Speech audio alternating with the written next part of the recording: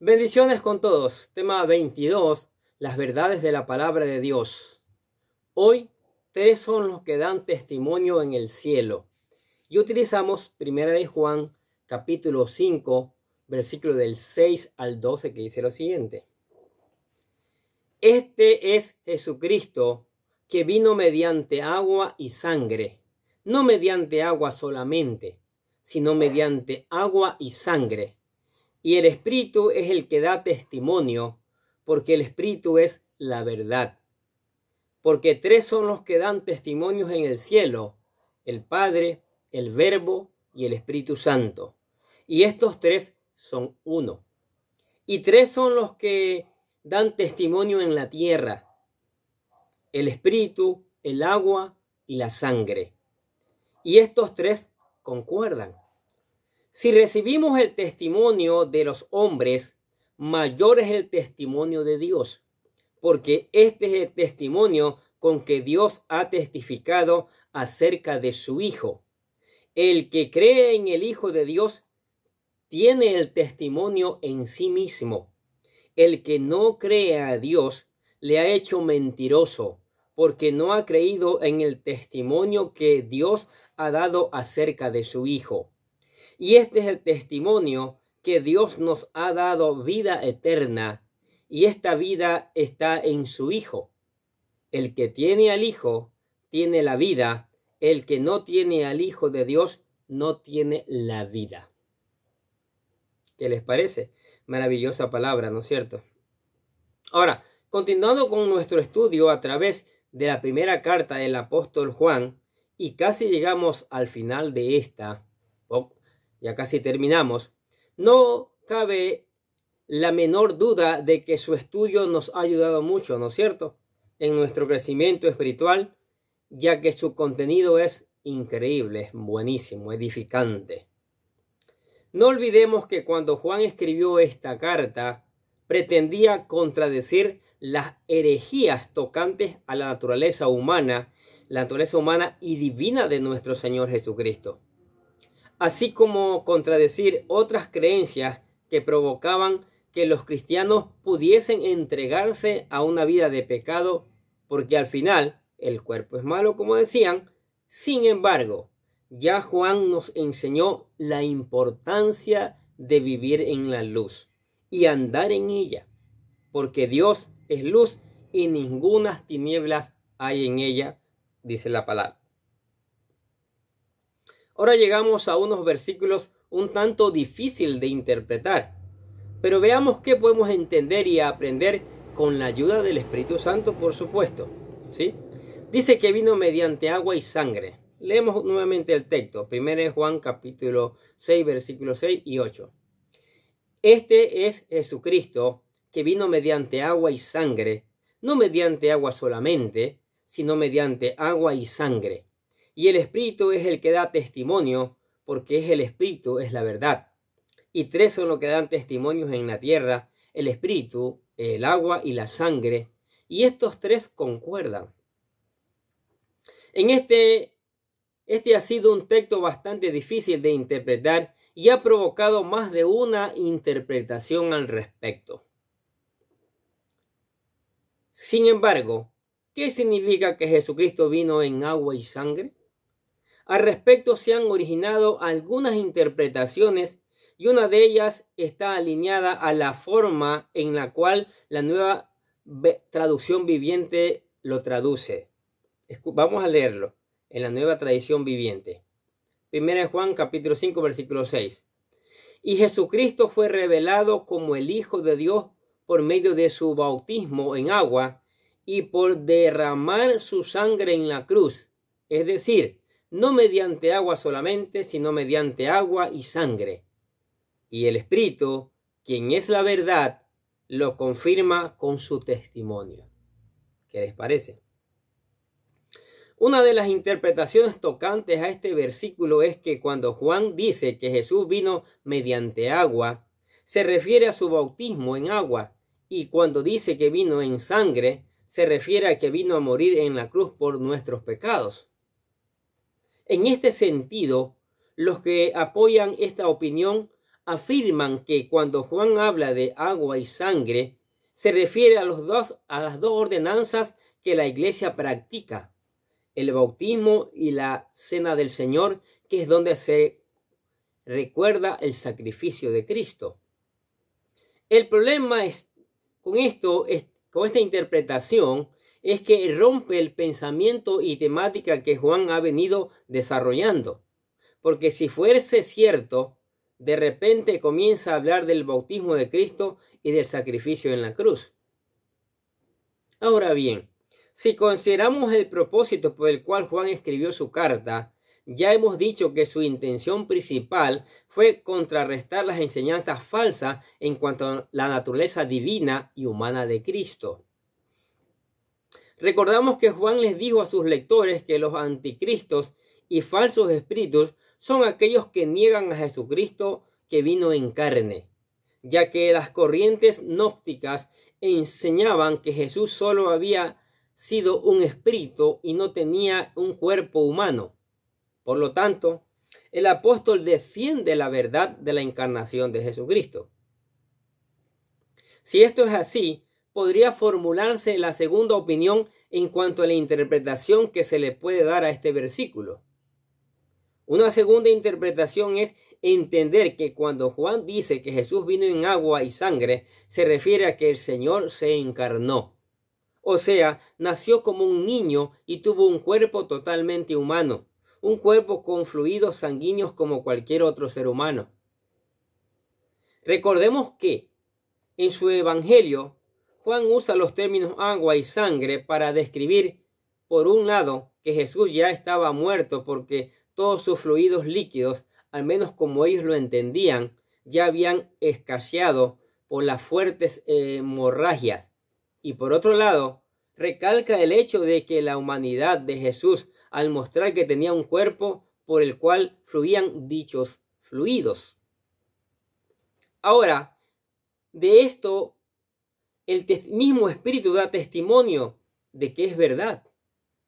Dice, y el Espíritu es el que da testimonio, porque el Espíritu es la verdad, dice el texto. Además, aquí en la tierra, tres son los que dan testimonio de esto: el Espíritu Santo, el agua y la sangre, que son los que testifican que Cristo se encarnó en la tierra. Sí, dice el texto, tres son los que dan testimonios en la tierra: el Espíritu, el agua y la sangre, y estos tres concuerdan. ¿Qué hay de Juan capítulo 5, versículo 7? Vamos a leer nuevamente. Porque tres son los que dan testimonio en el cielo: el Padre, el Verbo y el Espíritu Santo, y estos son uno.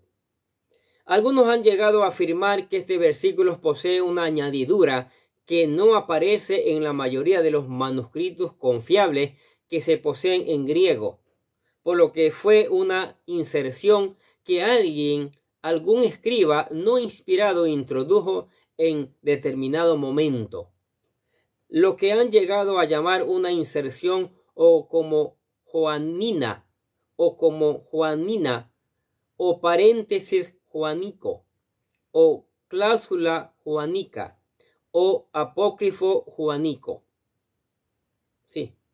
Pocas son las versiones de la Biblia que incluyen esta inserción.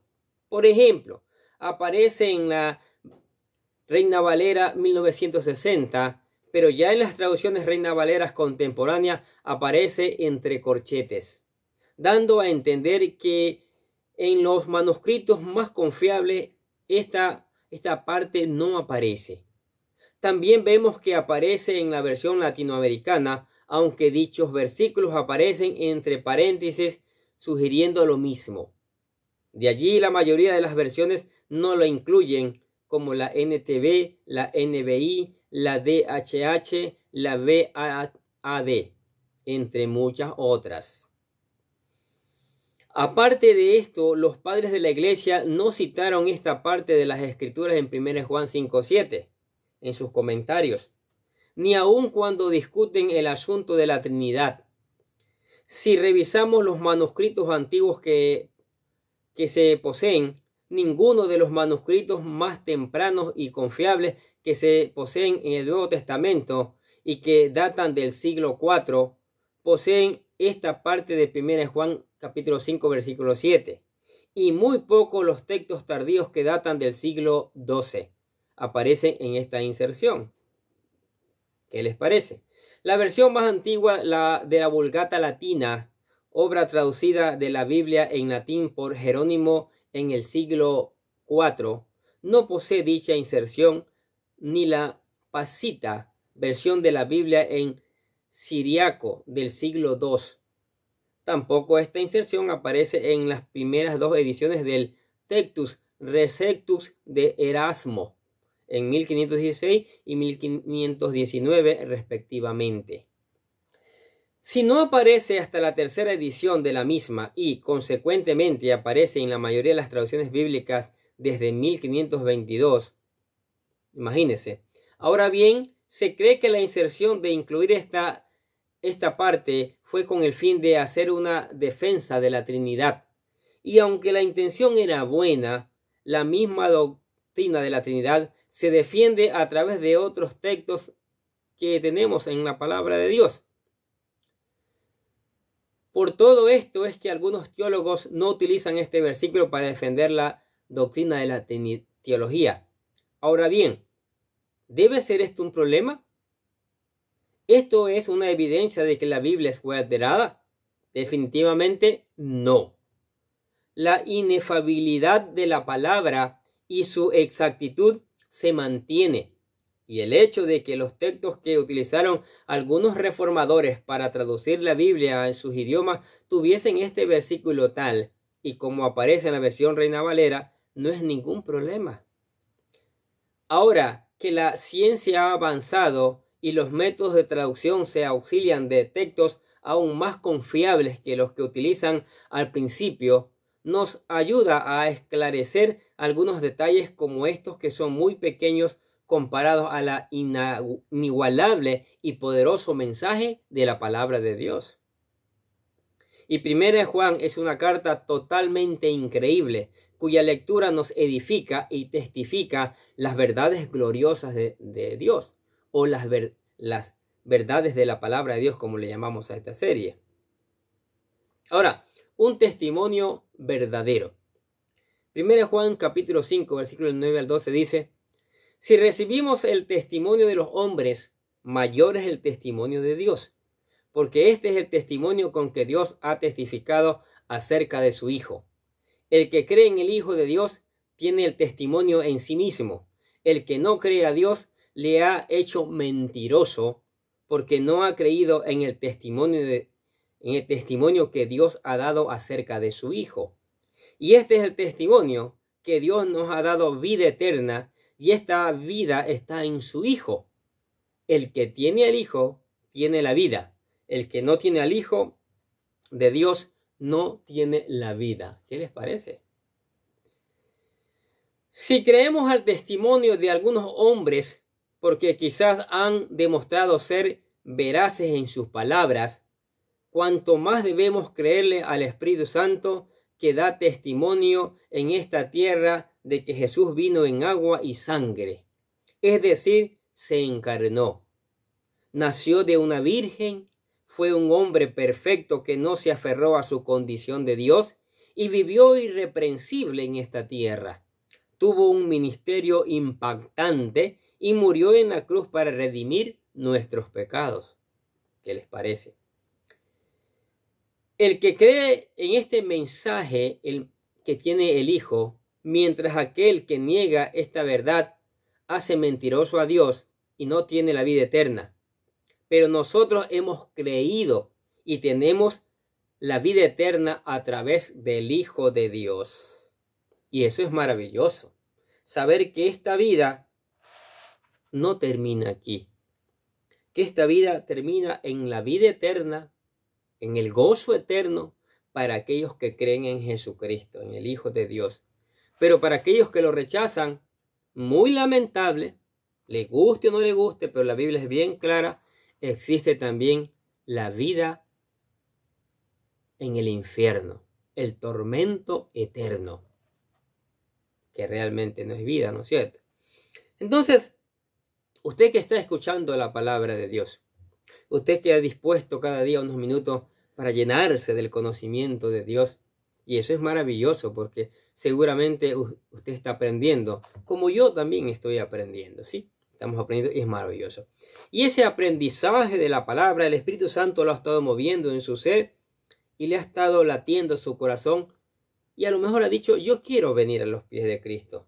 Yo quiero aceptar a Cristo. Yo quiero convertirme en un verdadero hijo de Dios. Nosotros le ayudamos presentando lo que le llamamos la oración de fe. La oración es un ejemplo de cómo venir, entregar nuestra vida a Cristo y convertirnos en hijos de Dios. ¿Sí? Usted puede hacerla con sus propias palabras, pero aquí nosotros le ayudamos, le ponemos una guía. ¿Sí?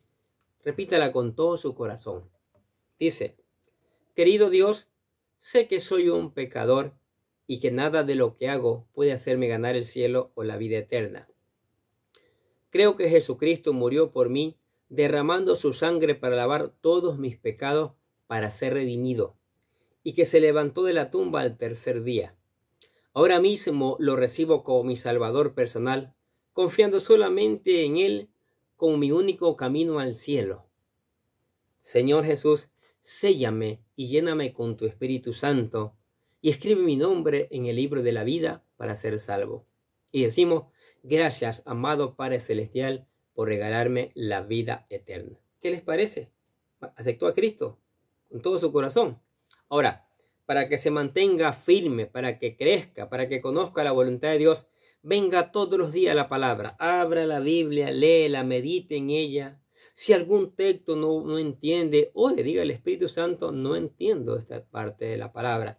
Por favor, puedes ayudarme, puedes darme entendimiento, sabiduría para poder entender y poder poner en práctica esta palabra. Y Él lo va a hacer. Él le va a dar todo el conocimiento, la sabiduría para que usted pueda entender la palabra de Dios y pueda hacer una buena aplicación. Porque Él mañana quiere que también usted predique eso a otras personas. ¿Sí? Cante alabanzas, adore al Señor en su magnificencia, dele gracias por las bendiciones recibidas, dele gracias por tantas maravillas que Dios trae, dele gracias por la vida eterna. Y le invitamos a la iglesia a que venga a escuchar la palabra de Dios. Aquí juntos seguiremos aprendiendo estas maravillosas verdades que enriquecen nuestras vidas. Amén. Oremos. Padre, te damos gracias por tu palabra, Señor. Tu palabra que cada día nos enseña, que cada día nos revela tus verdades, que cada día nos revela, Señor. Aquí estamos estudiando la primera carta de Juan, donde Juan escribe esto con mucha preocupación, por supuesto, porque ya se han levantado falsos maestros, ¿sí? Posturas equivocadas, Señor, y están desviando a los cristianos, lo están apartando, Señor. Entonces Juan viene y aclara que hay que creer en Jesucristo, hay que creer que Jesucristo es el Hijo de Dios que vino en carne y sangre para salvarnos, para entregar su vida, para rescatarnos. Y eso es maravilloso saberlo. Maravilloso saber, Padre, que tú enviaste a tu Hijo para salvarnos, Señor. Loamos tu nombre, te damos gloria y todo el honor que solo tú te mereces, Señor, agradeciéndote por esta palabra, Señor. Oramos a tu Espíritu Santo que la haga germinar, que la haga dar frutos en cada persona que la escuche, ¿sí? Que esta palabra nos traiga a los pies de Cristo, que es lo que queremos que venga todo el mundo, que todo el mundo crea que Jesucristo es el Señor, que Jesucristo es el Salvador, que Jesucristo es el único camino para llegar al Padre, Señor.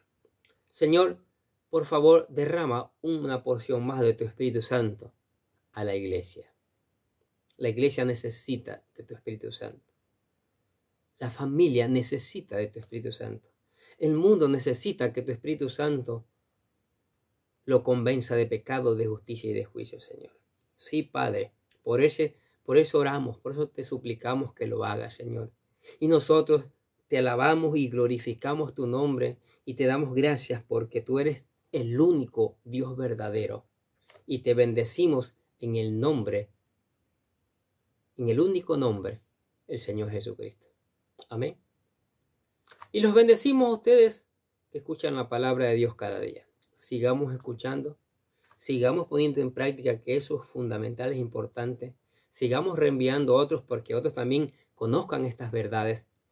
Y nosotros desde acá les deseamos que tengan un día pero lleno de bendiciones.